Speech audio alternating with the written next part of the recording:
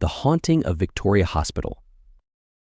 It was a quiet night in Bengaluru, and the city was slowly falling asleep under the misty October sky. Ravi, a medical intern at Victoria Hospital, was on night duty. The hospital had a reputation for being one of the oldest and most haunted places in the city, but Ravi never believed in ghosts. To him, those were just tales to scare children or make movies exciting. Around midnight, Ravi received a call from the emergency room asking him to check on a patient in Ward 19. He was confused there was no Ward 19, at least none that he had seen in the hospital. Assuming it was a mistake, he called back to clarify, but the line was dead. Dismissing it as a technical glitch, Ravi decided to continue his rounds. As he walked through the dimly lit corridors, the hospital's silence started to get eerie. The only sound was the occasional squeak of his shoes against the floor. He reached a hallway he hadn't noticed before. There, at the far end, was a door with a rusted sign that read Ward 19.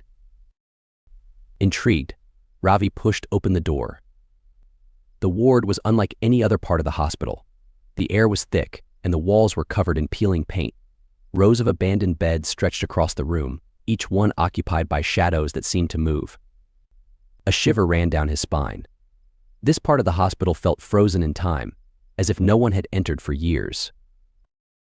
Suddenly, the faint sound of coughing echoed through the room. Ravi hesitated, then moved closer to one of the beds. The pale figure of an old woman lay there, her eyes sunken and her skin ghostly white. She turned to Ravi and whispered in a raspy voice, "You shouldn't be here." Before he could react, the lights flickered, and when they came back on, the woman was gone. Terrified, Ravi turned to leave, but the door slammed shut behind him. He rushed toward it, but no matter how hard he pushed or pulled, the door wouldn't budge. Then, the sound of footsteps echoed in the hallway, growing louder with each passing second. The footsteps stopped just outside the door, and slowly it creaked open.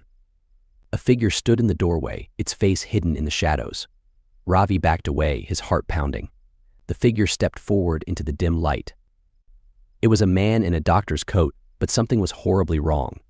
His face was twisted, his eyes hollow, and his body looked decayed, as if he had been dead for decades. The doctor spoke in a low, guttural voice. "You've disturbed them." Suddenly, the shadows in the bed started to move, rising up one by one. Their faces were disfigured, eyes filled with terror. They reached out toward Ravi, their hands cold and bony. Panic surged through him as he realized these were the spirits of patients who had died in this abandoned ward long ago, victims of a mysterious plague that had swept through the city decades earlier, leaving the ward sealed and forgotten. Ravi ran toward the door, pushing past the ghostly figure, and raced down the hallway. The hospital's corridors twisted and turned, leading him deeper into the unknown. Every turn he took brought him back to Ward 19. The spirits followed him, whispering his name in the darkness, until finally he collapsed in exhaustion. The next morning, the hospital staff found Ravi unconscious near the entrance of Ward 19. When he woke up, he was unable to explain what had happened. But he knew one thing: he would never speak of that night again. To this day, some say that if you walk through the halls of Victoria Hospital at midnight, you can hear faint whispers, and if you're unlucky enough to stumble upon Ward 19, you might just meet the restless spirits who still haunt its forgotten walls.